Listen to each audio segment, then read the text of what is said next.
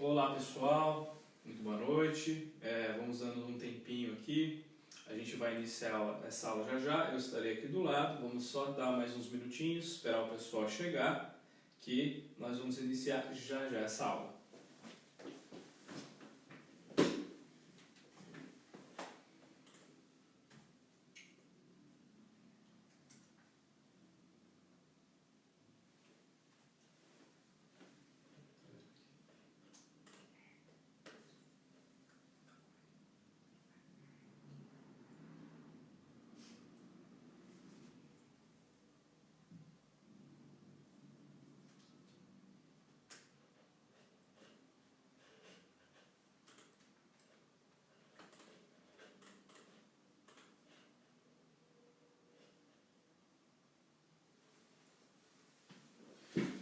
Pessoal, vai me falando como é que está o som, se dá para ouvir, se a imagem está boa. Eu vou fazer uns pequenos ajustes aqui na imagem e vocês vão me falando, por favor.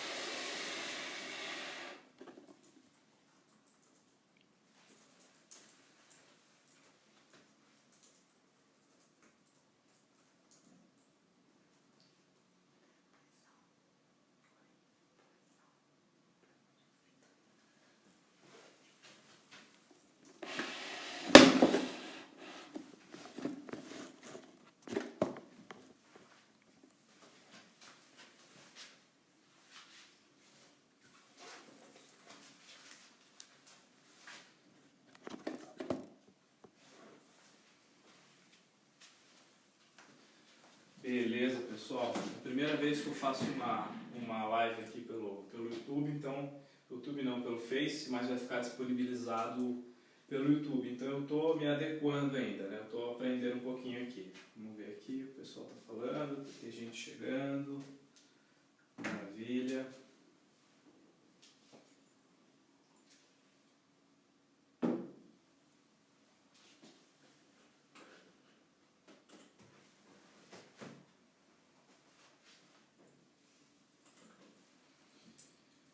Então tá bom, pessoal, já demos aí uns 4 minutinhos, que bom que tá tudo certo. Por favor, se der algum problema, vocês me falam, que a gente vai aprendendo aqui, juntos aqui, como é que isso funciona.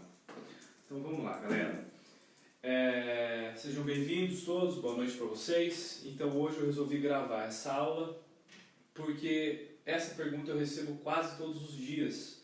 E é claro, as pessoas me perguntam porque não sabem, porque não conhecem. E é o meu papel apresentar isso para vocês como que de fato acontece, né, o fenômeno chamado hipnose, como é e como funciona uma hipnoterapia. Então hoje eu estou aqui para de uma vez por todas responder essas dúvidas e explicar passo a passo como funciona tudo isso para vocês, tá bom? O áudio está um pouco baixo.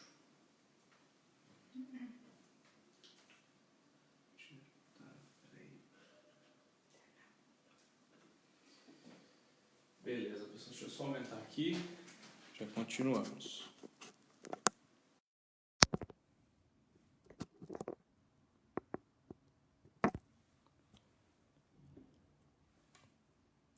Ok. Então, galera, vamos lá. Vamos falar sobre hipnose e como que isso acontece. Bom, a primeira coisa que a gente precisa fazer é diferenciar hipnose de hipnoterapia.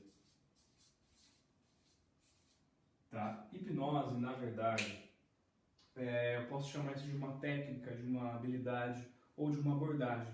Alguns profissionais até dizem, até chegam a dizer que, na verdade, hipnose não existe. Por que, afinal de contas, hipnose não existe? Porque, na verdade, é só você aprender a usar o seu cérebro e é só você aprender a usar todas as forças e as qualidades e os recursos que você já tem.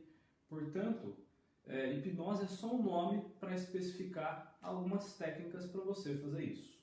Então, a primeira coisa para se entender é que hipnose é uma técnica, é uma abordagem, ok?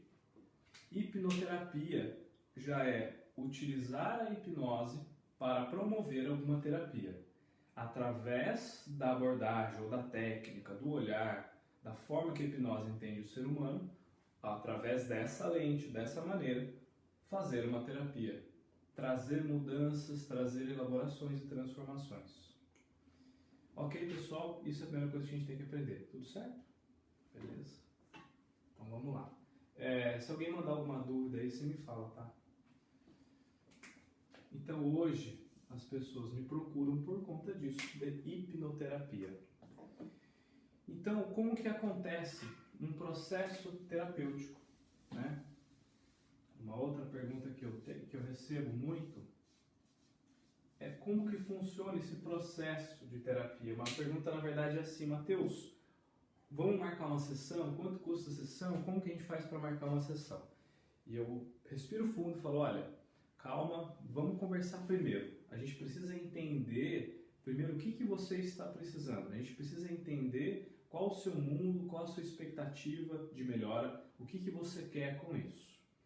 Então, por isso, eu sempre falo, nós precisamos de um processo terapêutico e não sair fazendo sessões. O que eu vejo muito são profissionais se posicionarem dessa maneira: olha, vem aí e faz uma sessão, se der deu, se não der você faz outra, e depois outra e outra e outra. E tem muita gente que fica ali 10 sessões, 20, 30 sessões para ver se consegue resolver um problema. E eu já peguei também casos onde vieram pessoas que trabalharam com profissionais que se posicionam assim, não estavam dando resultado e vieram até aqui. Então, para que isso não aconteça, eu já não me posiciono e não trabalho assim.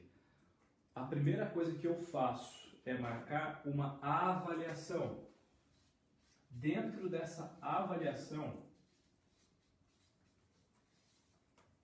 eu vou fazer a coisa mais importante no tratamento, que é uma anamnese. Ou seja, eu vou conhecer o mundo do meu cliente. Eu quero entender a rotina dele, eu quero entender o estilo de vida, eu quero entender o trabalho, eu quero entender como é o mundo dele, como são as relações que ele vive. Porque às vezes a pessoa está com tudo isso cheio de problemas, está com problema no trabalho, nas relações, o estilo de vida, está uma porcaria, não está dormindo direito, não come direito, não se cuida, por exemplo. E se a pessoa tem todos esses cenários doentes na vida dela, é óbvio que ela vai ficar doente. É óbvio, gente. Agora, ela vem e me procura para resolver alguma questão. Ok, então, dentro dessa anamnese, eu tenho que mostrar para essa pessoa que nós podemos trabalhar e resolver dentro dela o problema que ela tem. Porém, ela vai precisar olhar para esses setores da vida dela e se propor a mudá-los. Em alguns casos, ela vai ter que sair daquele ambiente quando possível. Então, isso é o mais importante. Onde você está, como que está a ecologia daquilo que você vive. E se a gente, entre aspas, consertar só uma peça desse jogo, as coisas talvez não mudem como você gostaria. Mas se essa peça que se consertou se propõe a ir lá e fazer as mudanças nessas áreas, ok, estamos bem conversados e bem acordados. Então essa é a coisa mais importante dentro dessa anamnese, ajudar o meu cliente a perceber como estão esses setores e já encaminhá-lo para fazer mudanças. Ok? Bom, depois da anamnese, o que nós fazemos é o que eu vou fazer exatamente aqui agora. O que nós chamamos de pré-talk, você não precisa saber de nomes técnicos, mas isso daqui é tudo que antecede a hipnoterapia. Chamamos de pré-talk a conversa prévia.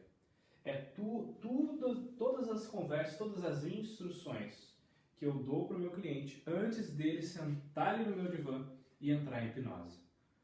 Então, isso daqui também precisa ser muito claro. Precisa estar muito claro e muito definido. Aqui no pré-talk eu apresento para o meu cliente a parte dele no tratamento e também mostro para ele qual é a minha parte. Para isso, eu vou contar primeiro uma breve história para você entender qual é o funcionamento da sua mente, para você entender como e por que os tratamentos funcionam e dão certo. Bom, então vamos começar. Se a gente parar para analisar,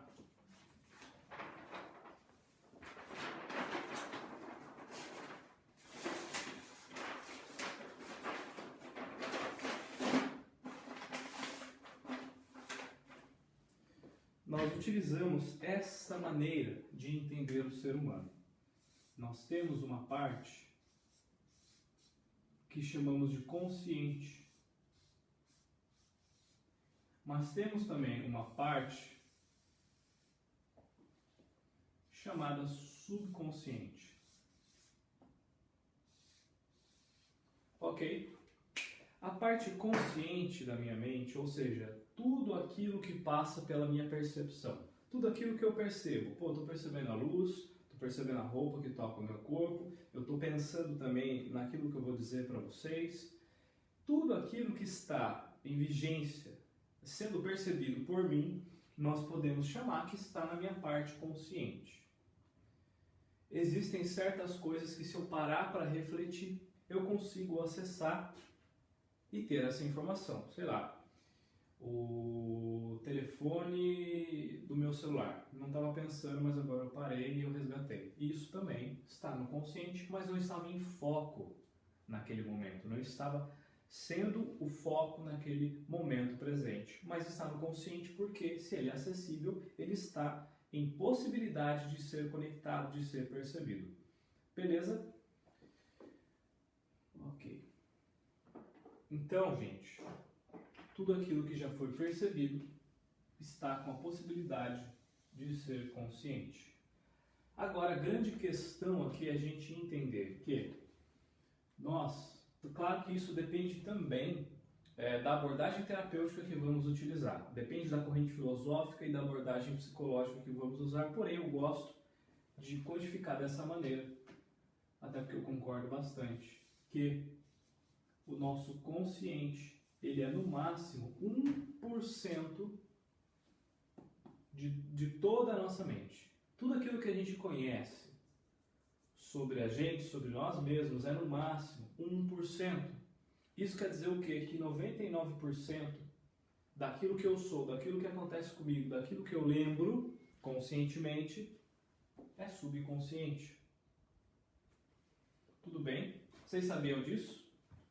Alguém tinha esse conhecimento? Deixa eu ver como é que estão os comentários aqui.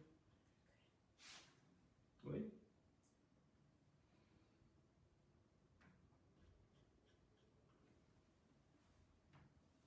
Beleza, vamos seguir.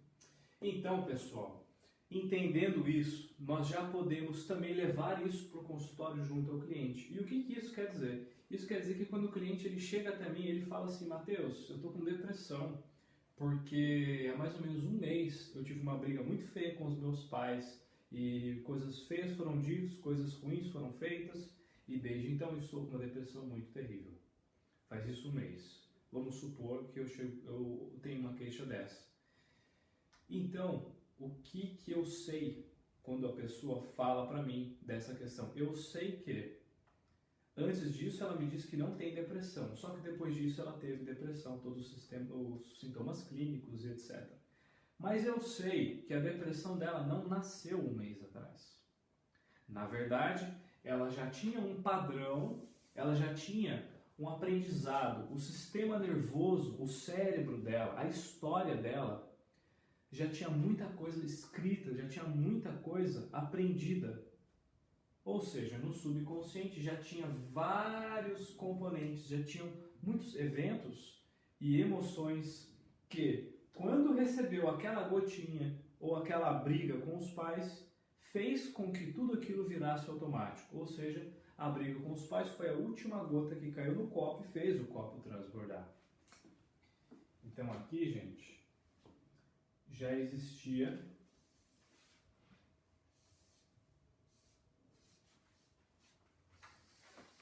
aqui a briga com os pais.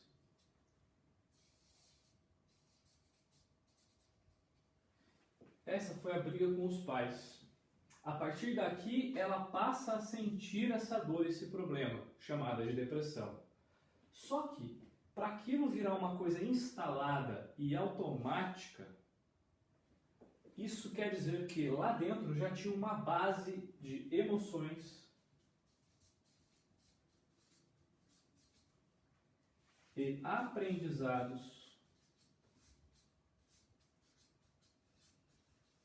que eram, vamos dizer assim, automáticos do cérebro e do sistema nervoso dessa pessoa. No momento em que a briga veio, aquilo se manifestou como sintoma a depressão. Ou seja, já tinha um terreno fértil, um solo fértil, para que aquela depressão que existe hoje se manifestar. E o que era o terreno fértil para que essa depressão, ou transtorno de ansiedade, síndrome do pânico, fobias, a gente pode colocar qualquer coisa aqui. Já existia uma gama de emoções vividas, das quais ela não se lembra, mas que estavam todas registradas em formas de aprendizados, mas que ela não se lembrava.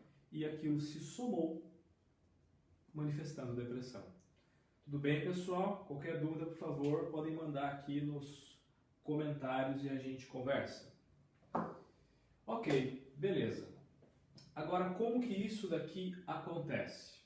Nós temos que entender a primeira coisa dentro da mente humana, que é o subconsciente. Essa primeira coisa é: por que essa mente guarda esses acontecimentos? Para que ela faz isso? Nós não podemos olhar esse subconsciente como o inconsciente do Freud, embora eu sou um cara que adoro Freud, eu faço terapia, gosto muito dessa abordagem, porém, ela não vai fazer sentido se a gente olhar dessa forma, dessa organização. Ok? Então, esse subconsciente também não chamamos de inconsciente. Por quê? Só uma nomenclatura. Mas por quê? Porque eu quero dizer que está abaixo do inconsciente e não que está, né, não é uma coisa inalcançável, intangível, né, para ser uma linguagem mais objetiva nesse sentido. Então, subconsciente porque está abaixo, está um pouco mais embaixo. Nós temos que entender o subconsciente como uma inteligência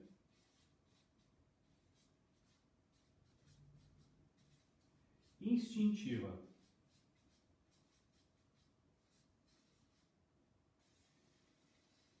É uma inteligência, pessoal, que parece uma inteligência primitiva, que parece uma inteligência instintiva.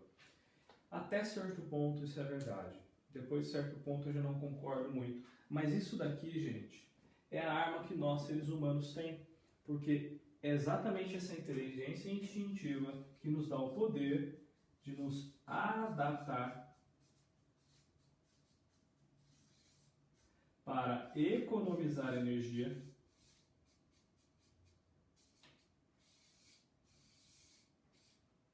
para sobreviver.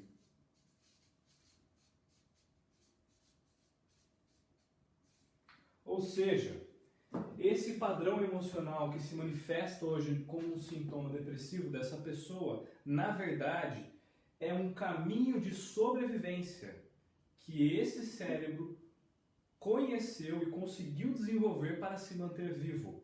Veja que eu estou falando caminho de sobrevivência. Eu não estou falando caminho da felicidade, caminho do triunfo, caminho, né, da leveza e do desapego e da elevação pessoal, desenvolvimento espiritual. Não, eu estou dizendo que o seu cérebro tem como prioridade se adaptar para economizar energia, para se manter vivo.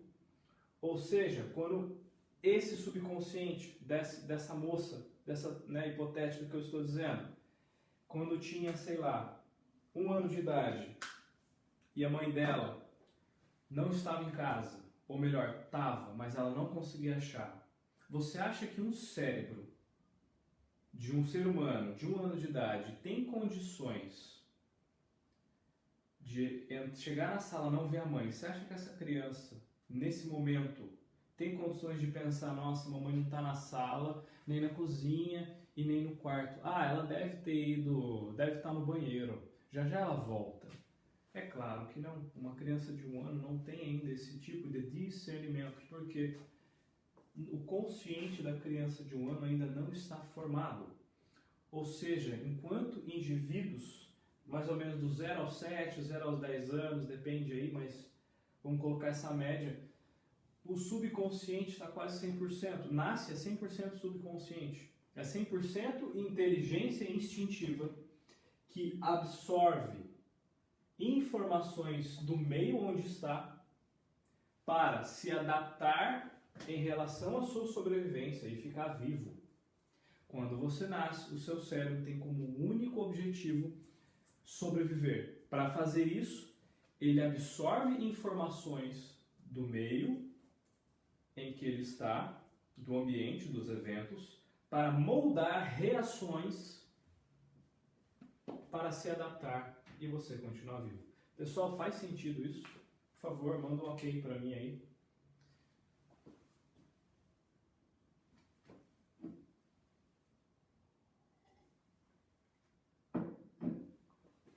Vamos lá para outra folha.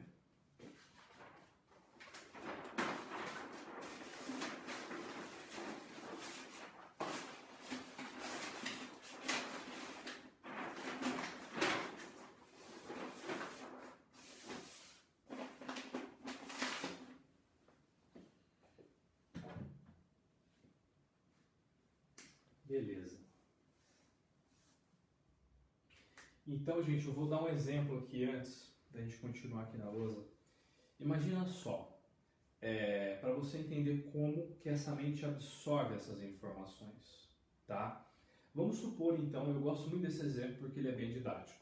Então, vamos supor que tem lá uma criança de 1 ano e pouquinho, dentro da psicologia do desenvolvimento do ciclo vital, ou seja, dentro do que essa criança é capaz de fazer nesse momento, com 1 ano e pouquinho, ela tem coisas ainda que são limitadas. Por exemplo, ela ainda não tem o mecanismo do nojo formada. Ela ainda não tem esse mecanismo tão claro. Ok? Então vamos supor, com 1 ano e pouquinho, qual que é a tarefa? Qual que é o dever da criança de 1 ano? É ficar quietinha? É ficar caladinha no sofá? É claro que não. A tarefa de uma criança de 1 ano e pouco é andar, é engatinhar, é correr, é falar, é sair fazendo um monte de sons, é experimentar a vida também através da boca, é conhecer o mundo. O dever dessa criança é explorar, certo? Então, essa criança, sendo uma criança de 1 ano e pouco, ela está lá, está na sala, está brincando, está com os brinquedos, e a mãe está, enfim, em outro cômodo, fazendo alguma coisa, sei lá, o almoço, ou simplesmente trabalhando. E essa criança de 1 ano e pouquinho, ela está ali brincando e tal, mexendo nos brinquedos, e de repente ela olha lá no canto e ela vê uma coisa diferente, uma coisa que ela nunca viu. Opa, esse sistema tá, vocês já entenderam, ele está ligado para reconhecer coisas novas, porque isso faz parte do programa de desenvolver uma maneira de sobreviver, certo? Viu uma coisa nova, eu quero ir lá ver. Ele viu que era uma coisa nova, não sabia o que era, ele foi se aproximando, foi engatinhando, aí ele viu bem no cantinho e ele pegou. Ele pegou um negócio que ele nunca viu, ele não sabia, mas aquilo era uma barata. Ele pensou em levar para a boca, porque ele sente o mundo através da boca, mas naquele momento não sei por que ele decidiu não. Mas com essa ideia, ele teve ainda uma ideia mais brilhante ainda. O quê? Que é mostrar para a mãe dele algo novo que ele descobriu. Então, orgulhosamente, né? Orgulhoso, ele pega essa barata, que é uma coisa nova para ele, e vai levando até a mãe. A hora que ele chega, olha para a mãe dele, ele dá um grito, fala alguma coisa, e a mãe dele olha para ele. Meus amigos, nesse momento, você que é pai, você que é mãe, ou você que, mesmo não sendo pai ou mãe, vocês conseguem imaginar qual é a reação que aquela mãe tem? É um susto, é um grito. Veja que a reação dessa mãe também não é a nível consciente, né? Estava consciente que não é reação nível consciente, ou seja, provavelmente ela vai ter uma reação automática, emocional, intensa, que vai tomar conta dela naquela hora. E a reação dela é assim, ó. Né? Olha as mãos para trás, os olhos esbugalhados, a sobrancelha para cima. Só isso, meus amigos, só essa expressão de susto, de medo, de perigo, ela já comunicou para aquela criança. Isso daí é perigoso. Ou o que você fez é errado, ou o que você fez é perigoso. Não sei exatamente e não dá para saber qual é a mensagem que a criança captou. Mas a mãe emitiu a informação de que aquilo era muito perigoso. Correto? Entendido isso, né? Depois do susto ainda aquela mãe ainda pode até, solta isso menino, dá um tapa, grita, xinga, fica brava e aquela coisa, aquelas emoções. Enfim, a criança solta, beleza. Aí a gente pode pensar o seguinte, Matheus, então beleza, então a mãe queria ensinar para o filho que barato é perigoso porque dá doença. Então foi isso que ela aprendeu. Não, não foi isso que aquela criança aprendeu. Na verdade, é aí que está a grande questão. O sinal emitido não quer dizer que quando o emissor emite um sinal com um significado específico, mãe emissora do sinal, que é medo, isso é perigoso, não toque, fique longe. Agora, o receptor, no caso a criança do exemplo, não quer dizer que essa criança vai receber esse sinal, porque o subconsciente ele não faz distinção. A linguagem do subconsciente é só emoção. Essa criança pode entender, receber emocionalmente, na verdade, que o perigoso era ela ter saído do lugar onde ela estava, que perigoso ela sair andando. Se foi esse o sinal que ela captou, ela vai começar a tolir o desenvolvimento dela naquele momento. Ou seja, aquele subconsciente pode ter entendido que ele se arriscar, que ele explorar, que ele crescer, que ele investir energia em se expandir, pode levá-lo à morte. Porque aquela reação de medo é uma reação intensa. Faz sentido, pessoal? Porém, ela pode ter também associado outra coisa, ela pode ter entendido outra coisa. Sei lá, vamos supor que no momento que teve esse susto, estava tocando a Galinha Pintadinha na TV. Ela pode ter associado que bem na hora do susto a Galinha Pintadinha veio cantar lá. Ela pode ter aprendido que o problema é a Galinha Pintadinha. Gente, não tem como saber o que o receptor do sinal, ou seja, a criança, absorveu naquele momento. Não tem como saber, porque aquela criança, aquele cérebro estava num momento de desenvolvimento específico que só dava para ela poucas opções de entendimento daquela situação.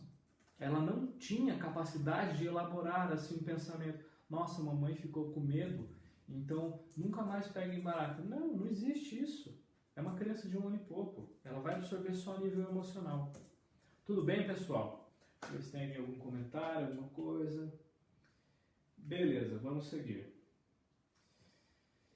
Ok, dito isso, podemos entender então que com 1 ano, 1 ano e pouquinho, a barata, mas aquela criança sentiu medo, tristeza, vamos supor. Mas não importa, são apenas emoções, ok? Mas vamos supor que essa criança já entendeu que é perigoso ela sair andando para qualquer lugar longe da mãe. Vamos supor que essa criança entendeu isso, ok? Depois disso, o que aquela mente subconsciente começa a fazer? Ela começa a levar em conta essa experiência para moldar comportamentos e emoções a partir dali. A partir daqui, para que ele não morra porque tem o perigo dele sair explorando a vida, aquele subconsciente já passa a fazer ele ter menos vontade de explorar, ter menos vontade de crescer e menos vontade de sair pegando e vivendo as coisas da vida. Ok, então, com mais ou menos 3 anos, essa criança estava na escola, estava brincando lá com um brinquedinho, e aí um amiguinho, um coleguinha da escola estava do lado dele, viu aquele brinquedo. Aí o amiguinho, com uma história diferente, com eventos diferentes, com pais diferentes, com ambientes diferentes, já tinha uma certa outra configuração mental ali, subconsciente, viu aquele brinquedo e falou, é meu. Pegou o brinquedo da criança e saiu. Essa criança, que já entende que arriscar, que fazer o que ela quer e ir em busca do novo já é um pouco perigoso, imagina qual é a reação dessa criança nesse momento. Será que ela levanta e vai lá tomar de volta? Será que ela vai lá e briga, ela bate, ela grita? O que será que ela faz? É muito provável que essa criança simplesmente comece a chorar. Comece a chorar esperando que alguém vá lá e ajude ela. Porque ela já entendeu que é perigoso ela ir lá e intervir, por exemplo. Ok. Então, essa criança já passou por essas situações, aí passou muito tempo, muitos anos, ela esqueceu disso, né? Até porque é uma criança, enfim. Ok. Mas lá com mais ou menos uns 6 anos de idade, ela estava brincando com outros amiguinhos e um amiguinho falou para ela que ela estava muito gordinho, muito feinho e que ele devia comer menos. Sei lá, estou inventando. Essa criança que já passou por essa história, já tinha esses caminhos neurais, né, de sobrevivência.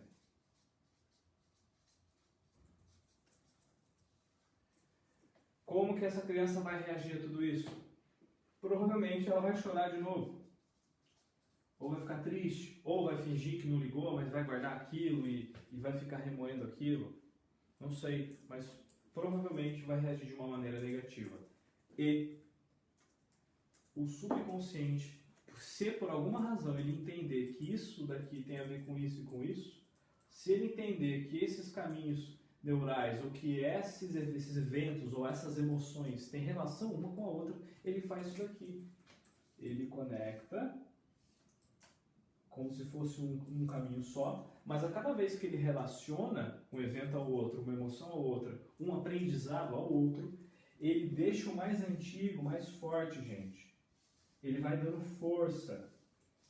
E essa força não é por intensidade emocional, é por responsabilidade de manter a estrutura ativa. Ok?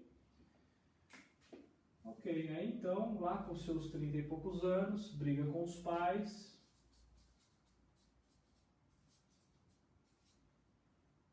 E ela vem falar pra mim que o problema, na verdade, era a briga com os pais. O momento em que houve a briga é o momento em que o iceberg passa do nível da água e se torna visível. Antes disso, o iceberg já existia. Ele estava aqui. No momento em que ele passa o nível da água, ele se torna visível, portanto, consciente, e a pessoa vem e me procura para um tratamento. Tudo isso que eu falei para vocês, pessoal, claro que é de uma maneira didática, de uma maneira para vocês entenderem, e eu estou usando só um acontecimento aqui, né, como se fosse um caminho só, tá? Não é assim. É uma rede de conexões neurais ali que se interpenetra em vários acontecimentos que compõem o padrão comportamental e emocional daquela pessoa, tá? Isso aqui é para ser didático para vocês. Ou seja, eu não vou ficar aqui querendo saber a dor que ela sente dos pais, até porque eu sei que ela não sente só a dor da briga dos pais.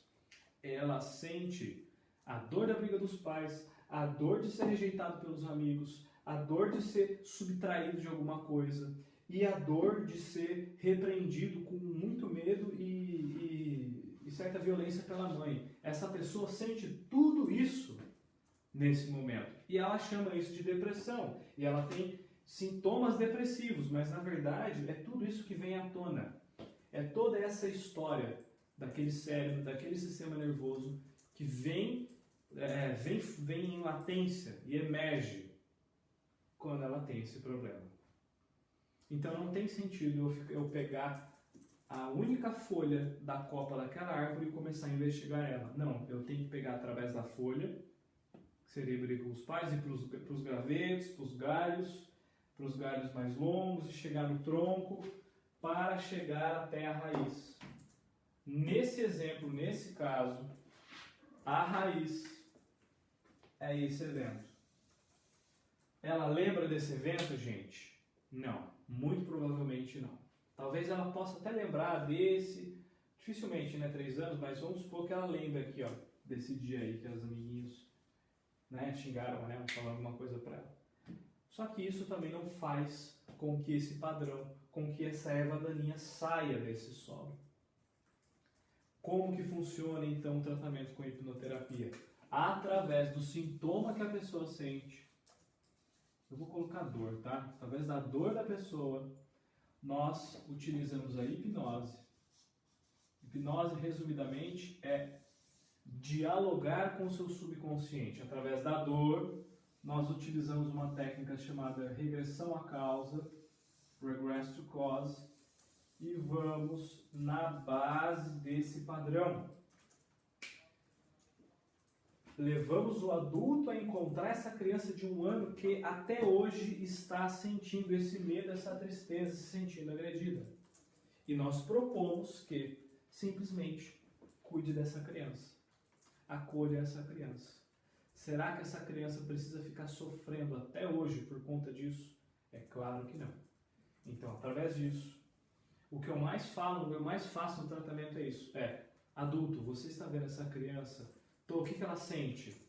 Um monte de coisa. Então, sente essa emoção agora. Porque além dela estar aqui, ela estava encapsulada. Ela estava sendo protegida. Porque essa dor te levou a uma estratégia de sobrevivência. Ou seja, ela está sendo protegida. Com a hipnose nós conseguimos, entre aspas, burlar isso. Você vai entender as emoções que estão ali.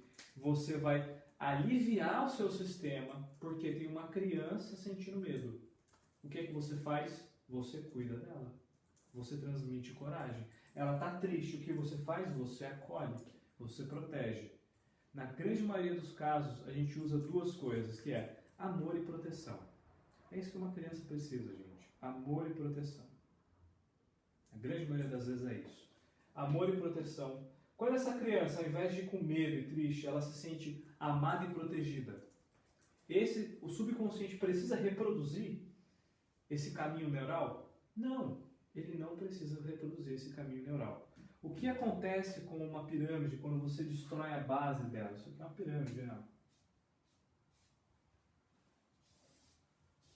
O que acontece com uma pirâmide quando você destrói a base dela? A pirâmide cai, a pirâmide quebra, o resto dela se desfaz. Claro, em alguns atendimentos a gente ainda passa por segundo, terceiro, raramente tem mais de 4 eventos, raramente. Se tiver, nós vamos passar por eles. Mas, Matheus, então, toda vez que uma pessoa tiver um problema relacionado àquele sintoma, a gente vai lá ver na hipnose? Não. Se eu tivesse que reviver com a pessoa a vida inteira dela, em consultório, eu não ia conseguir, em muitos casos, ajudá-la em apenas uma sessão. Teve um caso, por exemplo, de uma senhora que tem 50 e poucos, estava em depressão desde os 16 anos. Se eu tivesse que refazer a vida inteira dela, a gente ia ficar mais 40 anos, né, em terapia. E não foi preciso, porque nós vamos somente nos momentos em que o subconsciente aprendeu ou registrou ou entendeu aquilo como uma forma de sobrevivência. É nesses momentos que nós vamos, não é em toda vez que a dor se repete. Tudo bem, pessoal? Deixa eu checar aqui e ver se tem comentários. Vamos lá. Não, tá ok, né? Beleza. Pessoal, vocês têm alguma dúvida? Por favor, eu vou abrir aqui uns minutinhos para vocês deixarem dúvidas, tá?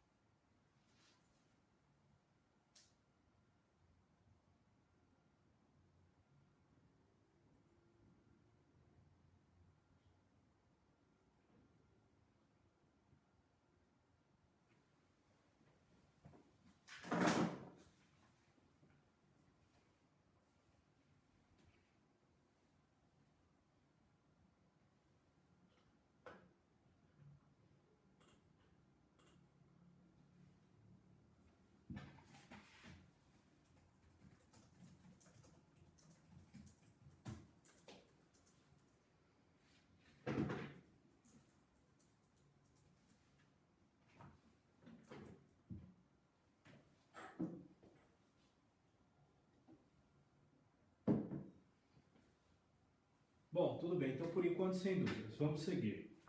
Qualquer coisa você me avisa, tá? Se rolar alguma dúvida, você me fala. Então, beleza. Então, vamos lá. Vamos seguir. Uma outra coisa que é muito importante para que você também entenda, mas como que a gente muda, então, isso? Como eu falei, a primeira coisa é, você oferece para a criança, ou para o jovem, para o adolescente, ou para o adulto mesmo, naquele momento, o que você precisava, oferece para a criança as demandas que ela tem, você oferece, na verdade, saciar a demanda que ela tem. E isso já é suficiente para destruir essa estrutura. Porém, eu também gosto de um termo que nós utilizamos, que é reeducar o subconsciente. É você, ao tirar uma peça podre dessa estrutura, você vai fazer com que ela caia. Ok, então aqui já construir uma estrutura de virtudes. Aqui era uma estrutura de dores, de reações a dores e problemas e medos, que claro, foi o que essa criança podia fazer naquele momento. Ok, mas além de você saciar isso, você oferecer o exercício de virtudes, de recursos, de habilidades. Por exemplo, aqui nesse momento que nós vamos reeducar aquele subconsciente, nós podemos trazer também para a criança o quanto ela foi corajosa dela ter feito o que ela fez. O quanto, apesar de tudo isso que ela viveu na vida dela, ela continua seguindo em frente, portanto ela é forte e por aí vai. Nós podemos fazer isso com uma das maneiras é pedir para a pessoa repetir afirmações que façam sentido para ela e que se encaixam nesse contexto e nesse evento. Chegou uma dúvida aí? Não? Acho que chegou aqui. Tranquilo, nenhuma? Beleza, então pessoal, muito obrigado pelo carinho, pelos comentários. Então vamos seguir.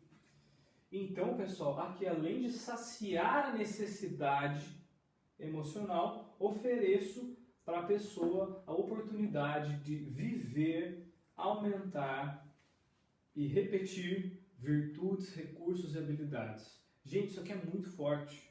Imagina você que está na sua casa, imagina você ter a oportunidade de encontrar o seu eu criança de 5 anos. Se você pudesse olhar ele nos olhos e falar alguma coisa para ele, o que você falaria? O que você diria para essa criança? Eu diria muita coisa. Muita coisa.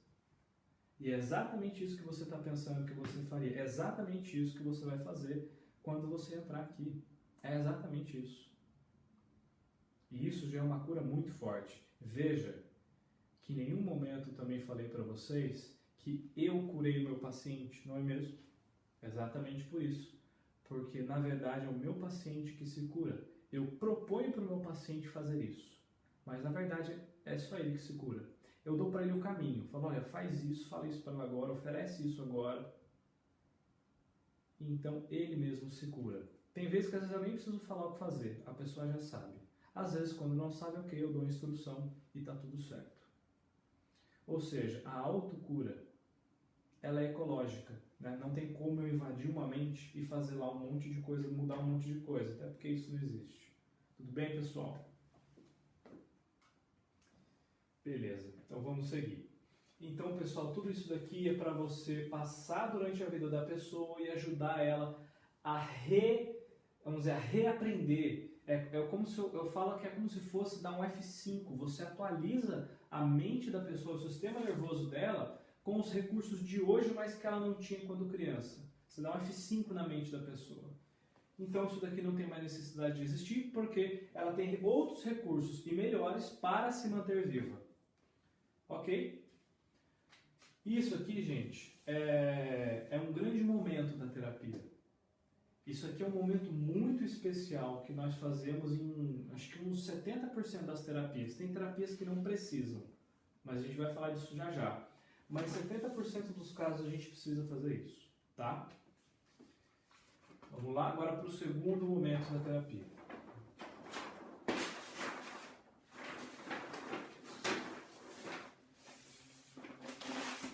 Quanto tempo que já foi de live? 36. 46? Tá.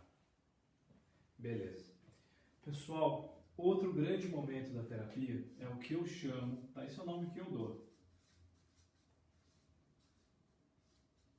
Eu chamo de harmonização sistêmica.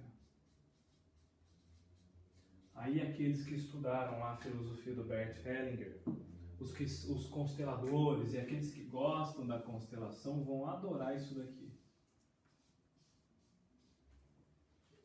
Isso daqui, gente, é muito bonito de ver. É lindo de ver isso daqui. E como que isso acontece? Em algum momento, muitas vezes, eu saio do momento da regressão, não é que nós saímos, enfim, de lá a gente já pega um gancho para cá. Muitas vezes. Tem vezes que acontece, tem vezes que não. Independente disso, nós vamos passar por isso daqui. O que que é isso daqui? Alguns chamam de terapia da cadeira. Nós trazemos, né, ok, a pessoa está ali, hipnose, depois passamos por eventos, em algum momento essa pessoa que está ali, que é o cliente que está em hipnose, ele teve algum conflito com outra pessoa, né, coisa que ninguém nunca teve, né? Então, nesse momento, isso daqui entra naquela sequência da regressão.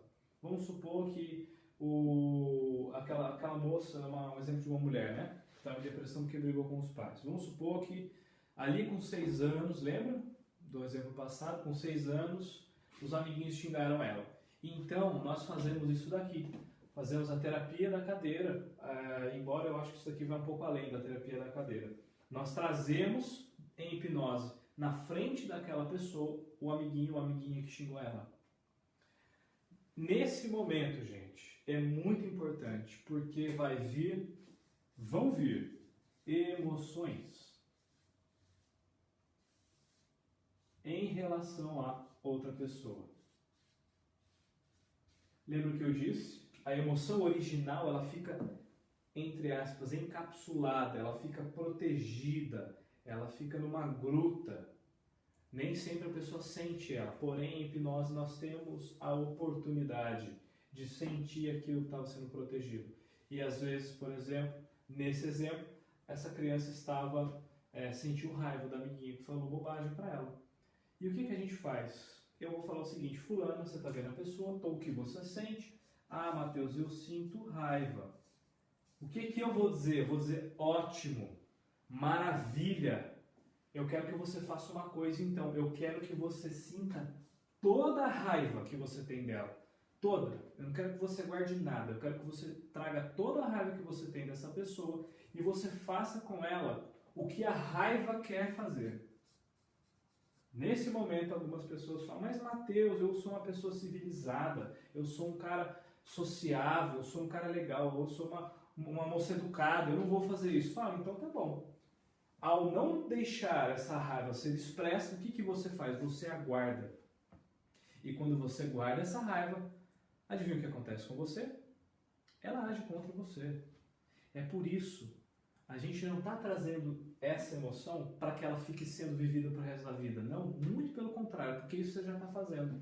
Por mais que ela esteja encapsulada, vamos dizer assim, ela não vai embora. Ela não foi embora ainda. Ela está lá agindo.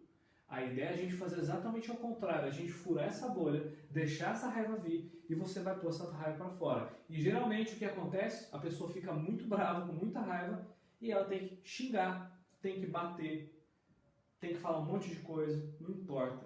Eu já testemunhei até, entre aspas, né, assassinatos aqui. Porque a pessoa tinha necessidade irracional, subconsciente de matar aquela pessoa. E eu prefiro que a pessoa mate outra em hipnose, eu prefiro que ela faça isso aqui, do que ela nunca entre em contato com isso e chegue lá e faz uma bobeira. Então, gente, esse é o único caminho possível saudável. E é o caminho mais saudável que tem. É você olhar para essas emoções e deixar que elas façam o que elas precisam. Quando você expressa a raiva e a pessoa põe aquilo para fora, o que acontece? Atrás da raiva tem energia, gente. Gente, a raiva é energia que não pôde ser expressa ou manifestada ou ser entregue naquele momento e ela fica ali apodrecendo. Aqui você tira essa casca, deixa essa energia, que é força, você deixa ela fluir de novo. Mas só depois da raiva, depois expresso a raiva, as outras emoções vêm. Claro que isso não é uma regra, tá? Mas, em geral, a gente entende e elabora a raiva primeiro, em geral, tá? Não é uma regra. Eu só estou dando esse exemplo porque algumas pessoas ficam com medo e receio de expressar a raiva, mas ela precisa sair. Isso aqui, gente, se a gente fizesse só isso aqui, você não tem noção do alívio que a pessoa ia viver na vida dela. Isso aqui é muito forte. Bom, aí pode ter tristeza, pode ter decepção, pode ter um monte de coisa. Não importa a emoção, nós vamos entender a emoção, entender a mensagem que está atrás da emoção e fazer com que aquilo se harmonize com a pessoa. Mas, Mateus, então, peraí, eu vou entrar em hipnose e vou ver, sei lá, alguém na minha família que fez uma coisa que não é legal para mim, e aí eu vou falar com ela, aí depois essa pessoa vai mudar comigo? Não. A pessoa que passa aqui, que passa na cadeira, né, ela não vai mudar. Ela pode, mas a intenção não é essa. Se acontecer, ótimo, mas se não acontecer também, tá tudo certo. Porque, gente, nós trazemos aqui uma representação que o seu subconsciente dá daquela pessoa. E você já viu aquele papo de que, né, é uma questão até científica, de que dois corpos nunca se tocam? Se você tocar em outro corpo, você nunca toca. Na verdade, sempre vai existir uma pequena barreira e, na verdade, o átomo dessa mão nunca vai tocar nessa, né, nem com outra pessoa. Superfícies nunca se tocam. Já viu isso? É mais ou menos a mesma história. Que você não se relaciona com a pessoa. Você sempre se relaciona com a representação interna que você tem dela. Sabiam disso? Pois é, gente. Ou seja, só dá pra gente trabalhar com isso também. Você só se relaciona com a ideia que você tem inconsciente dela. Portanto, a gente mexe com isso. Aí nós voltamos lá na anamnese. O que eu falei na anamnese? Como que é o estilo de vida? Como que são os setores, né, de vida? Relações, trabalho e tal. Como é que está isso? Por quê? Se essa pessoa sai daqui, beleza, ela liberou as emoções, entendeu o que ela tem que fazer na relação, que é ou se aproximar mais, ou se afastar, ou falar assim, ó, chega daqui, você não passa. Oi? Tá. Entendeu? Ela já entendeu o que ela tem que fazer. Só que, porque ela se acertou com a representação interna da outra pessoa, ok? Beleza. Só que se ela sai daqui, mesmo entendendo isso, e não faz o que ela tem que fazer, o que acontece? Ela vai ficar mal. Talvez não do mesmo jeito, por conta do todo trabalho que a gente fez, mas ela vai ficar mal de novo. Por quê? Porque ela ainda está esperando que o outro faça algo por ela, que o outro mude o comportamento, por aí vai. E isso não acontece. Por isso que a essência do tratamento é você ajudar a pessoa a entender que é ela que dá as cartas da vida dela, é ela que tem, não sei se controle, mas ela que é tem o domínio do que ela vai fazer, do que ela vai agir. É você sendo o capitão do seu navio. A ideia é essa.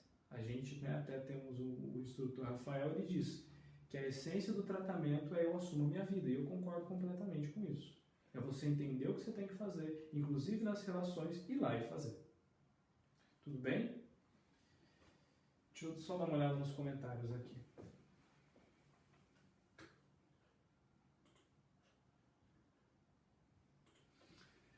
Wagner, respondendo a você, cara, sim, a pessoa tem a oportunidade de, enfim, se libertar. Veja, não é que ela vai se libertar, mas ela tem a oportunidade de fazer isso. Por quê? Porque às vezes nós estamos numa relação que está doente, porque aqui dentro tem um monte de emoção podre, tem muita coisa doente. E a outra pessoa aqui também. Agora, o que acontece com uma relação quando um deles não é mais doente? Um se cura, um se liberta. Em geral, a relação não existe mais. Ou se existir, vai ser de outro jeito. Vai mudar o jeito da relação. Às vezes acaba, às vezes aproxima, a pessoa tinha um doente, né? Ou às vezes precisa de um distanciamento temporário. Tá? Não dá para saber, cada caso é um caso. Tudo bem?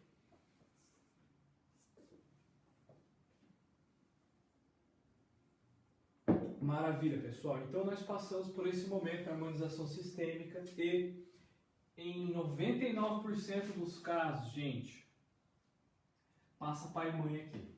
Tem que passar. Tem que passar. Sempre tem alguma questão com o pai ou com a mãe mal resolvida, com a família, sempre tem, tá? E se não tiver, ok, é uma oportunidade de até agradecer e mostrar para eles que você vai fazer o melhor que você pode por eles, mas na verdade por você, mais por você. Tudo bem? Bom, beleza. Pessoal, eu vou dar 2 minutinhos aí, se vocês quiserem deixar perguntas a respeito disso, eu vou responder já já. E eu vou dar uma olhada aqui nos comentários, porque eu vou trocar de tema, eu vou para a terceira parte.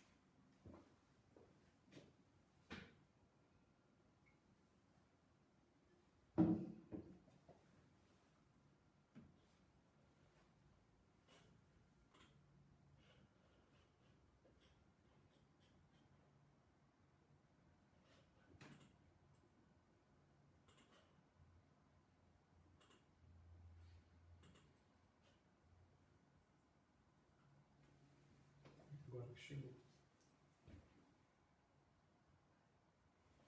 Ele entrou, né?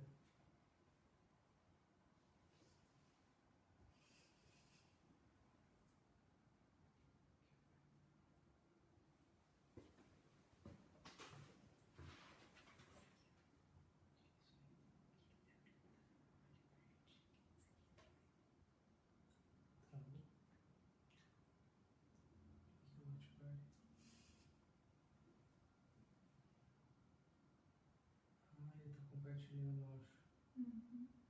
Ah, legal. Compartilha o seu também.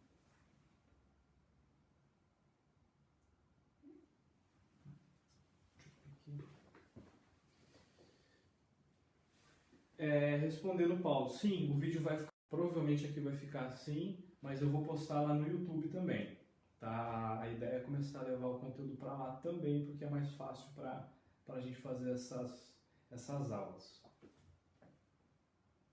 Bom, então vamos seguir, pessoal. Vamos lá.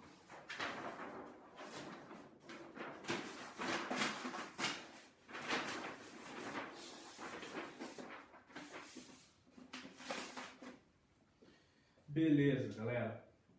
Eu falei já do método de regressão à causa, que na verdade é uma maneira de você reeditar o aprendizado da sua história, você reescrever a sua história, gente. É você reescrever a mensagem atrás da história.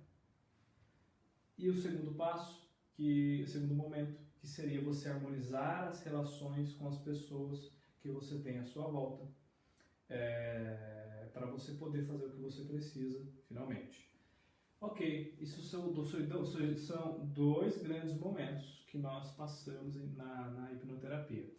Depois disso, eu preciso mostrar para o meu cliente qual que é o papel dele, tá? Para a pessoa entender como que funciona, finalmente, o que é hipnose, eu preciso explicar também como é essa estrutura.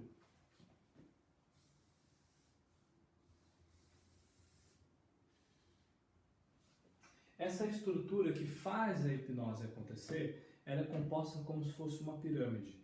Por que eu digo que é uma pirâmide? Porque se o primeiro degrau não está estabelecido, o segundo ele vai cair, ele não vai existir. Portanto, o terceiro também não.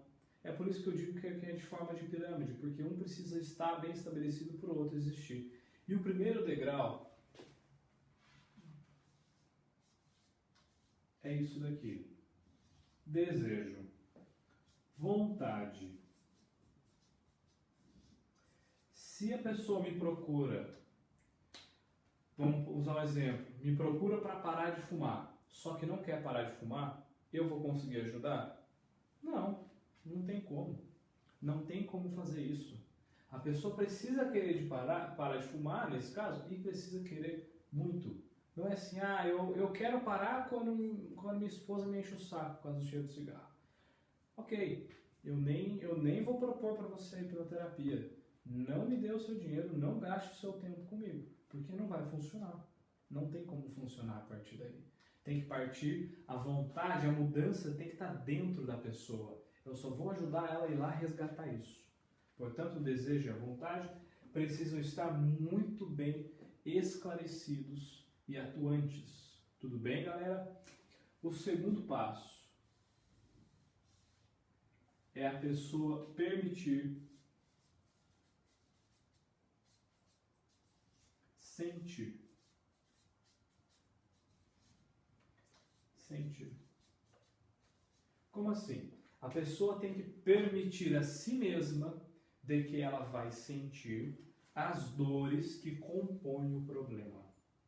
É a pessoa permitir a si mesma que ela vai atravessar esses medos e esses problemas dela durante o tratamento. Ela vai sentir, inclusive, coisas que ela não gosta, coisas que ela acha que não é bacana, coisas que ela acha feio sentir. Mas ela vai ter que sentir tudo isso para se livrar disso. Ou seja, é a pessoa dar para mim a permissão de guiá-la a fim de fazer essa mudança. E ela tem que aceitar de que ela vai sentir as dores das quais ela quer resolver.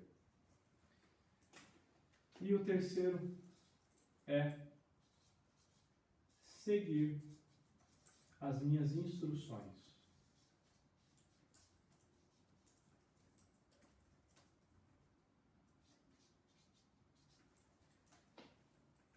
É a pessoa aceitar que ela vai ser guiada. Ou seja, eu não vou com a minha mente entrar na mente do meu cliente e arrancar o problema. Isso não existe, não tem como. A pessoa precisa aceitar e entender que eu vou guiá-la para que ela faça o que é necessário para se livrar do problema, para resolver aquela demanda. Ou seja, eu, durante esse processo, eu sou um GPS, como se fosse o Waze. Mas é você que vai estar no volante a todo tempo. E se eu falar para você, você está vendo aquela, sei lá, aquela floresta ali, falando, então fulano, acelera. Ah, mas vai bater porque tem árvore. Não interessa, acelera. Você vai ver que não é uma árvore, você vai ver que não é uma floresta, você vai ver que não é uma ameaça. Acelera. É a pessoa entender que em alguns momentos eu vou dizer para fazer alguma coisa que ela não vai ter não vai ser agradável, mas ela tem que aceitar que isso vai acontecer e me obedecer da mesma maneira. Gente, isso daqui compõe o que a gente chama de atitude. A atitude mental adequada, favorável. Atitude mental para a mudança. Sem isso daqui, eu não consigo ajudar o meu cliente. E é por isso que muitas vezes, que eu comecei falando aqui para vocês, muitos profissionais ficam lá 10, 20 sessões com o cliente. Porque não tem isso daqui. Isso daqui, você pode ficar, 1 ano fazendo tratamento com uma pessoa, todo dia com a hipnose. Ela não vai mudar. Porque é isso que faz a pessoa mudar, não é a hipnose. Tudo certo aí? Um comentário? Deixa eu dar uma olhada. Tá, um comentário. Do Wagner. É necessário sentir as dores para se livrar do problema? Wagner, sim, porém, por um curto espaço de tempo, tá? Você não vai ficar aqui 2 horas sentindo aquilo, não, tá? Não é isso. Isso daqui, veja como eu falei para você, a dor e o problema estão aqui, as emoções estão aqui, a gente passa através dele, a gente não estaciona nele, entende? Atrás dessa emoção tem um entendimento, tem uma mensagem. E na verdade eu não quero ficar ali na dor, não. É porque esse é o único caminho. Eu passo por ela e chego na mensagem e reestruturo a mensagem. Tá? Então não é ficar revivendo a dor e o problema, tudo bem? Na verdade eles vão ser sentidos por alguns momentos, porque não tem como. Mas não é ficar lá para sempre. Muito pelo contrário, muito pelo contrário. É só passar por eles. Ok?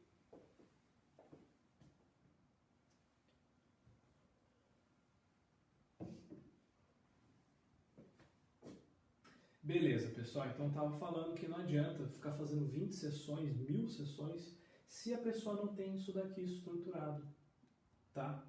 Isso daqui é o mais importante.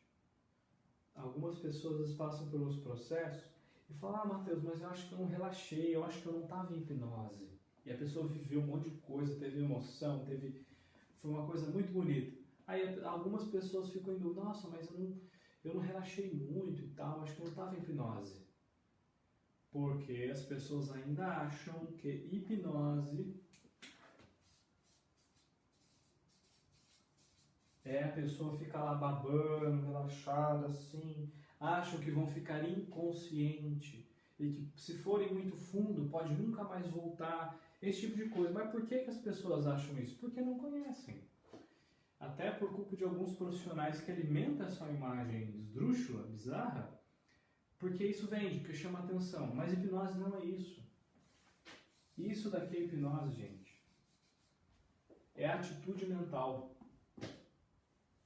composta por isso. Isso é atitude mental. Se a pessoa chega aqui assim, ai, que saco fazer esse negócio de hipnose. Não tem sentido eu atender a pessoa. Não tem sentido. Ela tem que estar com desejo. Ela tem que estar emocionalmente já orientada para fazer isso. Tá? Não sou eu que crio isso na pessoa. Tem que estar dentro dela já. Eu uso isso para ajudar a guiá-la. Ok? Então, hipnose é isso. Não é uma técnica que eu instalo, às vezes a pessoa desliga. Não. Isso é hipnose.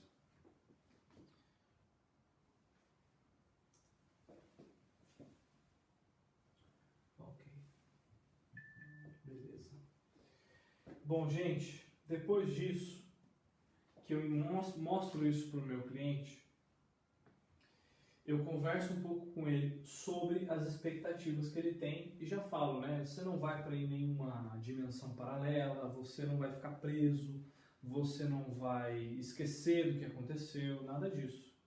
E ele não vai ficar nem inconsciente. Talvez você fique mais relaxado, tá? Mas você não vai ficar lá babando e não consegue mexer. Não, nada disso acontece, tá? É você se permitindo sentir o que tem que sentir, com vontade de mudar e seguindo as minhas instruções. É isso que eu preciso do meu cliente. E a sessão de avaliação, ela existe exatamente para isso, gente. Eu explico para os meus clientes o que eu estou explicando agora para você. Eu explico isso na avaliação, que eu preciso disso para ajudá-lo. E que com isso, muitas vezes em uma sessão a gente consegue. É isso que eu preciso para poder guiar o meu cliente. Beleza. Por isso que a maneira com que eu trabalho hoje, muitas vezes, uma, duas, três sessões é o suficiente. Não tem por que a gente ficar perdendo tempo investigando de onde vem, se eu tenho isso daqui. Ok?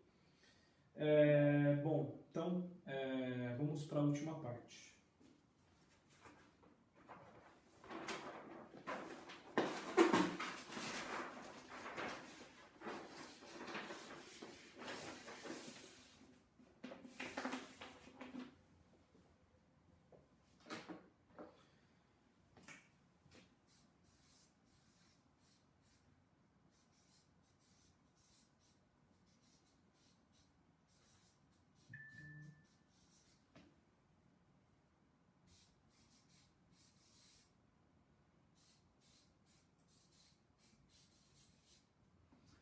Na avaliação, depois de tudo isso, eu faço um pequeno aquecimento com o meu cliente para ele entender e sentir os fenômenos hipnóticos. Mostro para ele também que, na verdade, a hipnose, como eu falei para vocês, eu estou falando aqui provavelmente há mais de uma hora já, que hipnose é você trazer conteúdos do subconsciente. Ou seja, quando você, sei lá, não tá fazendo nada e de repente você coloca uma música e você começa a ouvir aquela música, né? Nossa, uma música que eu gosto.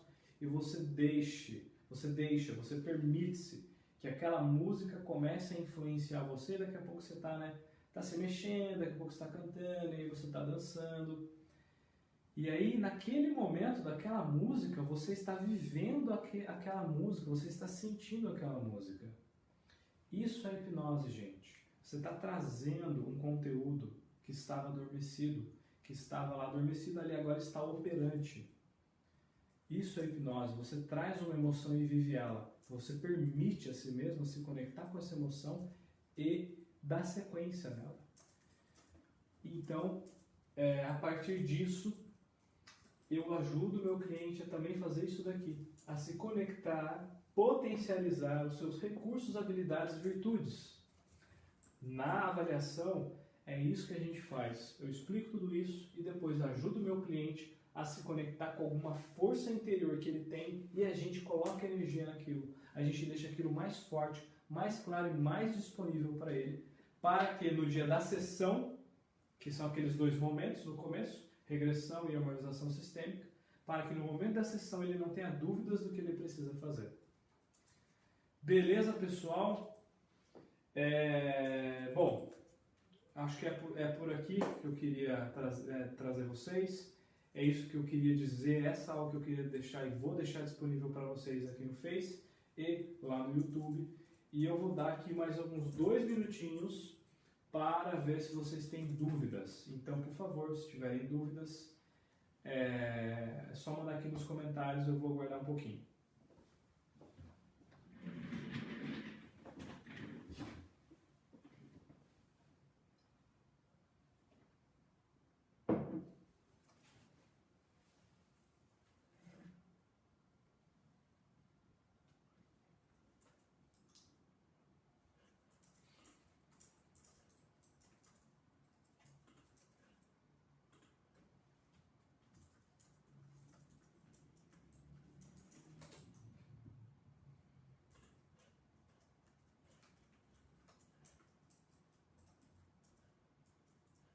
Tem alguém bravo? Mandaram carinha brava, né?